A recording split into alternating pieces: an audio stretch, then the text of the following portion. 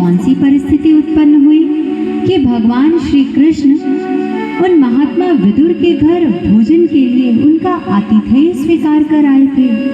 कृपा कर मुझे महात्मा विदुर जी के पावन चरित्र, क्यों उन्होंने धृतराष्ट्र, दुर्योधन आदि के द्वारा पाई शरण को, अपने उस राज्य में जिस निवास को प्राप्त किया था उसका त्याग किया, और किस प्रकार भगवान श्री कृष्ण की भक्ति करते हुए अपने जीवन का यापन किया, इस गाथा को मेरे समक्ष रखें। सुखदेव मुनि ने सुना तो कहने लगे, परीक्षित, तुम्हारा यह प्रश्न बहुत सुंदर है, परंतु यह महात्मा विदुर जी के जीवन के दो पक्षों को रखता है। मैं तुम्हें पहले महात्मा विदुर किस प्रकार भगवान श्री कृष्ण के आतिथ्य के सौभाग्य को प्राप्त कर गए उसकी गाथा बताता हूँ। जिस समय धृतराष्ट्र व दुर्योधन इन्होंने पांडवों को लाक्षागृह में भेजकर उन्हें जीते जी ही जलाने का प्रयास किया और जगत गुरु भगवान श्री कृष्ण की कृपा पाए वो पांडव विदुर जी के द्वारा भिजवाए गए संदेश को जानकर अपने जीवन में रक्षण को प्राप्त हुए, जीवित बच गए। उसके उपरांत भी अनेकों वर्षों तक अनेकों विघ्नों का सामना करते रहे और अंततः जब धृतराष्ट्र और दुर्योधन से उन्होंने अपने लिए राज्य, अपने स्वामित्व की मांग की, तब दुर्योधन ने अपनी कुमति के कारण उन्हें किसी भी प्रकार से कुछ भी देने से मना कर दिया। अपने मामा शकुनी के कहे अनुसार अनेकों प्रकार के प्रपंच रचता कभी बाल्यकाल में भीमसेन के प्राण लेने का प्रयास करता रहा, तो बाद में भी अनेकों प्रकार से पांडवों का अनिष्ट करता रहा। इसी क्रम में द्रौपदी की भरी सभा में सबके समक्ष अपमान करने की गाथा को भी सबने देखा।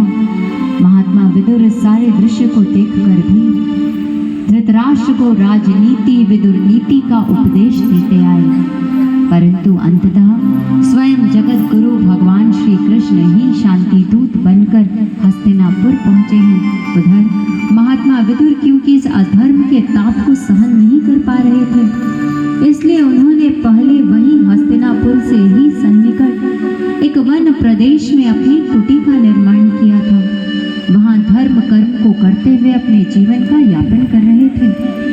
एक दिवस हाथों में प्रभु के पूजन के लिए फूलों को एकत्रित करने हेतु एक पात्र और दूसरे हाथ में कलश लेकर सरोवर की ओर बढ़ ही रहे थे कि तभी दो यात्रियों की परस्पर वार्ता करने गोचर हुई। एक यात्री दूसरे से कह रहा था, अरे भाई, ये धृतराष्ट्र ने अपने राजप्रसाद को, अपनी संपूर्ण नगरी को किसी नववधू की भांति क्यों सुसज्जित किया है?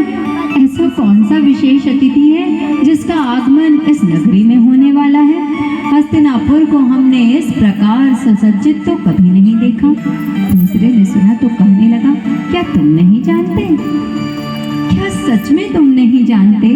त्रिलोकी के स्वामी, अपना आधिपत्य सर्वत्र स्थापित कर चुके भगवान श्री कृष्ण अपनी द्वारका नगरी से इस हस्तिनापुर की नगरी में धृतराष्ट्र के समक्ष शांति दूत बनकर आ रहे हैं। वे पांडवों के शांति प्रस्ताव को लेकर यहाँ दुर्योधन और धृतराष्ट्र के पास आ रहे हैं। महात्मा विदुर ने सुना, मेरे प्रभु आ रहे हैं, मेरे आराध्य भगवान श्री कृष्ण इस अधर्म की नगरी में अपने चरण धूलि, अपने चरण कमलों को लेकर आ रहे हैं। बस फिर क्या था, धैर्य सारी सीमाएं लांघ गया। महात्मा विदुर ने आओ देखा ना ताओ द्रुत वेग से अपनी कुटी की ओर बढ़ चले। आज मानो किसी हवाई घोड़े पर सवार एक ही पग में संपूर्ण दूरी को तय कर लिया। कुटिया के द्वार पर पहुंचे, द्वार पर दस्तक देते हुए अपनी भार्या को आवाज दी, अरे सुलभा कहाँ हो? सुलभा, हमारे भाग्य जग गए रे। हमारे प्राणाधार भगवान श्री कृष्ण अधर्म के इस नगरी में धृतराष्ट्र के पास आ रहे हैं। प्रभु स्वयं हमें दर्शन देने, हमारे प्यासे हृदयों को शांत करने आ रहे हैं। अरे उन घनश्याम के इस नाम को मैंने सुना तो था, परंतु मैं नहीं जानता था कि हम प्यासे सूखे हृदयों पर वो इस प्रकार घन की मालिंद बरसेंगे। सुलभा ने भी सुना, छठ आकर त्वरित वेग से द्वार को खोल दिया। कहने लगी, स्वामी, क्या सत्य कह रहे हैं? क्या क्या सत्य वचन है? क्या भगवान श्री कृष्ण स्वयं हमें दर्शन देने, हमें कृतार्थ करने आ रहे हैं? महात्मा विदुर कहने लगे, हाँ सुलभा, हाँ, स्वयं भगवान श्री कृष्ण इस भूमि पर आ रहे हैं।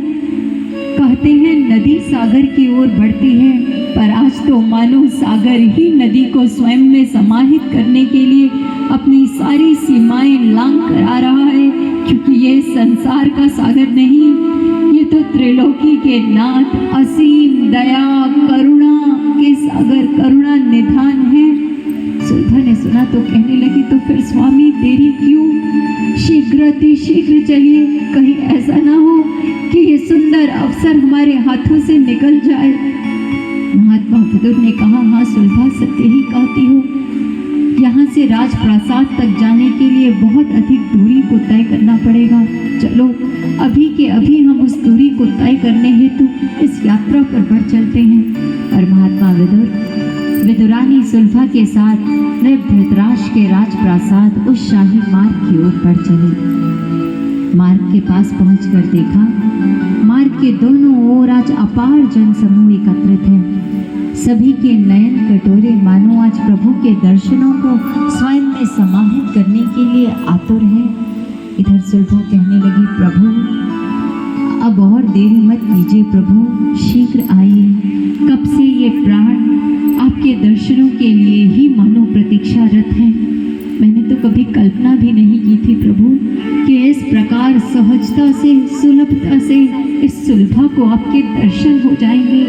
प्रभु अब जल्दी से आकर इन प्यासी आँखों को, इन नयनों को अपने सुंदर दर्शनों का आनंद प्रदान कर दीजिए प्रभु। और इधर जितनी अधीरता और आतुरता सुलभा को है, उससे कहीं आतुर और व्यग्र मानो हमारे प्रभु भी हैं। दारुक से कहने लगे, दारुक शीघ्र चलो, तीव्र वेग से अश्वों को, इनकी वल्गा को धृतराष्ट्र के राजप्रासाद की ओर ले चलो। दारुक ने सुना, रथ को और तेजी से हाँकने लगे। रास को और बढ़ाते हुए आज द्रुत वेग से वे भी उस शाही मार्ग की ओर बढ़ चले। और जैसे ही आज हस्तिनापुर के निवासियों ने पीताम्बरधारी कौस्तुभ मणि, सुंदर केसरी माल, गले में वैजंती माला को धारण किए, सिर पर मयूर पिच्छ है, मुख पर वही त्रिभुवन मोहिनी मुस्कान है, और अपने नयनों से मानो सब पर प्रेम और स्नेह की, करुणा की वर्षा करते हुए द्वारकाधीश भगवान श्री कृष्ण का रथ उन सबको अपने उस दिव्य रथ, अपनी शरणागति में सवार होने के लिए आह्वान करता हुआ बढ़ा चला आ रहा है। आज हस्तिनापुर की वो नगरी एक ही जय घोष से गूंज उठी, बोलिए द्वारकाधीश भगवान श्री कृष्ण की, जगदीश्वर श्री कृष्ण की जय, श्री कृष्ण जय, श्री जय जय श्री कृष्ण जय जय श्री कृष्ण। और इस प्रकार भगवान श्री कृष्ण का रथ द्वारका नगरी के निवासियों को जिस प्रकार आज तक अपनी कृपा के, अपने प्रसाद की वृष्टि करता आया है, आज हस्तिनापुर नगरी के निवासियों पर भी उसी दया, उसी वर्षा को बरसा रहा है। विदुरानी सुलभा और महात्मा विदुर भी उस अपार जनसमूह में खड़े प्रभु की उस कृपा को अपने हृदय, अपने मन, अपने तन, अपनी आत्मा में सहेजते समेटते जा रहे हैं। सुलभा के नयन छलक उठे। किसी ने सच ही कहा है, प्रेम संभाले ना संभले, जाघट परगट होए, मुख से कछु ना कहे, नयन देत हैं रोए, नयन देत हैं रोए। आज सुलभा के नयनों से भी प्रभु को देखकर अश्रुओं की वर्षा होने लगी, और उन अश्रुओं की वर्षा के साथ सुलभा ने प्रभु के चरणों में प्रार्थना रखी, प्रभु आज आपके सुंदर दर्शन और कृपा को पाकर मेरा ये मन बहुत लोभी हो गया है। प्रभु ये आपको अपने घर में भोजन कराना चाहता है। धृतराष्ट्र की तरह मेरे पास शाही 56 भोग तो नहीं है, परंतु फिर भी अपनी उस टूटी फूटी कुटिया में आपके चरणों की धूलि को प्राप्त करना चाहती हूँ। प्रभु बोलिए प्रभु, क्या मेरा आतिथ्य स्वीकार करेंगे ना? परंतु सुलभा के नयनों से बहते हुए अश्रुओं ने उसे देखने और जानने ही नहीं दिया कि प्रभु ने स्वीकृति दी या उसके निवेदन को अस्वीकृत कर दिया, और प्रभु का रथ आगे की ओर बढ़ गया। जब धृतराष्ट्र के राजप्रासाद में जाकर भगवान श्री कृष्ण ने शांति प्रस्ताव को रखा, लेकिन दुर्योधन की हठ धर्मिता, उसकी दुर्बुद्धि के कारण उपजी उसकी कुमति ने भगवान श्री कृष्ण के शांति प्रस्ताव को ठुकरा दिया। दुर्योधन ने 5 गांवों को क्या, सुई की नोक के बराबर भूमि देने से भी मना कर दिया। भगवान श्री कृष्ण को ही बंदी बनाने लगा और तब प्रभु श्री कृष्ण ने अपने विराट स्वरूप का प्रदर्शन किया। उनके उस विराट स्वरूप को देखकर आज दुर्योधन भयभीत तो हुआ, परंतु अब भी उसका अधर्म और असत्य प्रभु की भगवत्ता के समक्ष झुका नहीं। अज्ञान का अंधकार आज भी ज्ञान के सूर्य के प्रकट होने पर भी स्वयं को बचाकर रख लेना चाहता है। अरे यदि सूर्य आकाश में उदित हो गया हो, लेकिन कोई व्यक्ति अपने घर की खिड़की दरवाजों को ही बंद कर ले, कपाट ही बंद कर ले, तो फिर सूर्य की किरणें किस प्रकार गृह के भीतर प्रवेश कर पाएगी? क्या उसे घर के भीतर बैठे दिन में भी रात्रि के मानिंद ही अनुभव नहीं होगा? होगा ना? कुछ ऐसा ही दुर्योधन के साथ भी हुआ। और तब भगवान श्री कृष्ण उसके भोज्य प्रस्ताव को ठुकरा कर बढ़ चले वहां जहां भक्त हृदय विदुरानी सुलभा बारंबार अश्रु बहाती हुई प्रभु से उस भोजन के निवेदन को स्वीकार करने की प्रार्थना कर रही थी। सुलभा अपनी कुटिया में बैठी बारंबार प्रभु से प्रार्थना करती जा रही है। इधर कपाट पर दस्तक हुई। सुलभा ने द्वार खोला तो पाया सामने भगवान श्री कृष्ण खड़े हैं। कहने लगी, प्रभु मैंने सुना तो था कि आप शीघ्र आकर कृपा कर दिया करते हैं। द्रौपदी ने अभी आपको पुकारा भर ही था कि आप दौड़े चले आए और वस्त्रावतार लेकर आपने उसके शील का रक्षण किया, भरी सभा में उसकी लाज रख ली। गज ने अभी आपका आधा नाम ही पुकारा था कि आप अपने उस वाहन पर सवार होकर, गरुड़ पर सवार होकर दौड़े चले आए। और सिर्फ गज ही नहीं, प्रभु उसे पकड़ने वाले ग्राहक की भी रक्षा, उसका भी उद्धार किया। परंतु प्रभु आज आपकी इस कृपा की साक्षी प्रथम बार बनी हूँ कि द्वारकाधीश, मेरे भीतर तो ऐसा कोई गुण, ऐसी पुकार नहीं थी, परंतु आज आपने सुलभा को कृतार्थ कर अपनी दया और करुणा का ही एक और प्रमाण दिया है। और सुलभा आज मानो अपने नैनों के जल से ही प्रभु के चरणों का प्रक्षालन करने लगी है। उधर भगवान श्री कृष्ण ने देखा प्रभु अपने भक्त की आंखों से बहते हुए अश्रु ज्यादा देर तक देख नहीं पाते, सो कहने लगे, अरे काकी माँ, क्या यही द्वार पर खड़े रहकर इस प्रकार वार्ता ही करती रहोगी? क्या कुछ खिलाओगी भी? शुदा से आतुर हूँ, जानती हो कितनी भूख सता रही है। विदुरानी सुलभा ने सुना, कहने लगी, हाँ प्रभु, मैं तो आपके दर्शन कर बावरी ही हो गई थी। और झट प्रभु को अंदर लिवा लाई।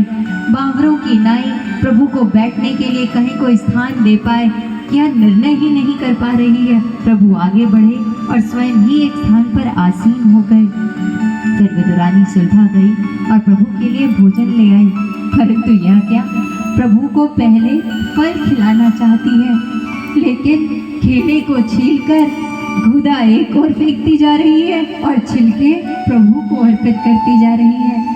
आज प्रभु के दर्शन कर इस प्रकार मत है, इस प्रकार बावरों की नाई हो गई है कि यह भी भान नहीं कि प्रभु को छिलके खिला रही है। और प्रभु जिस प्रकार इससे पहले के युग में शबरी के जूठे बेरों को स्नेह से उसके प्रेम भाव को ग्रहण किया था, ठीक उसी प्रकार आज उन्हें विदुरानी सुलभा के उन छिलकों में भी स्वाद आ रहा है। इधर महात्मा विदुर जी का आगमन हुआ। कहने लगे, अरे सुलभा, ये क्या कर रही है? प्रभु को छिलके खिला रही है।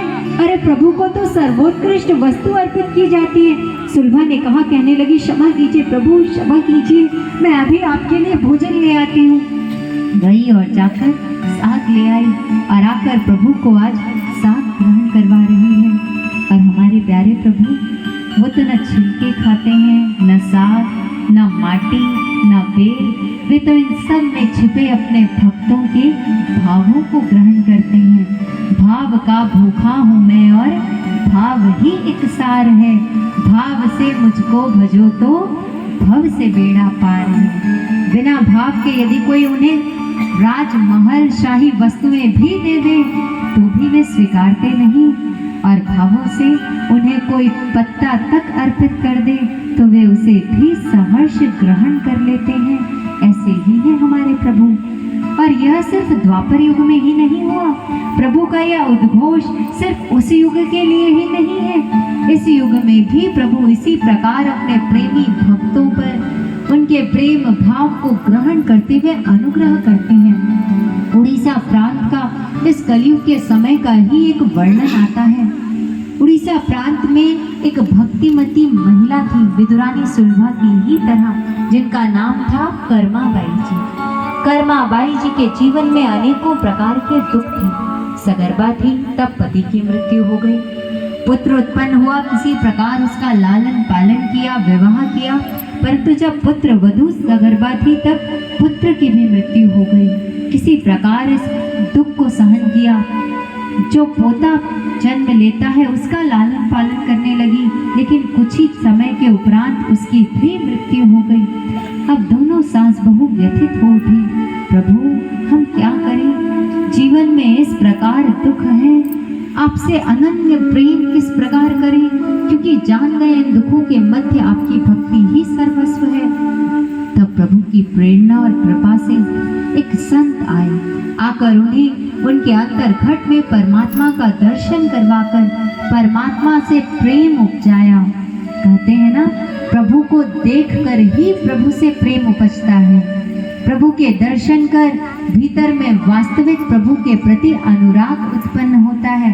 वरना हमारा स्नेह कैसा है, जैसे तेल और पानी को आपस में मिला दिया जाए, जब तक उन्हें मिलाते रहे कैसा लगता है, दोनों आपस में मिल गए, ऐसे ही लगता है ना।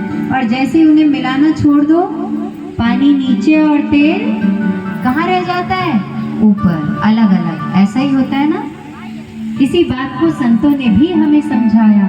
राजा परीक्षित सुखदेव मुनि के समक्ष हम काल के अधीन हुए जीवों की ही तरह, जिन्हें इन 7 दिवसों में ही किसी न किसी दिवस मृत्यु या काल अपने गत दिवस की स्थायिका में, इन्हीं तथ्यों को वैज्ञानिक व शास्त्र सम्मत तरीके से जाना और यह समझा कि इस मानव देह के भीतर ही उस परमात्मा का निवास है व उनका दर्शन भी किया जाता है।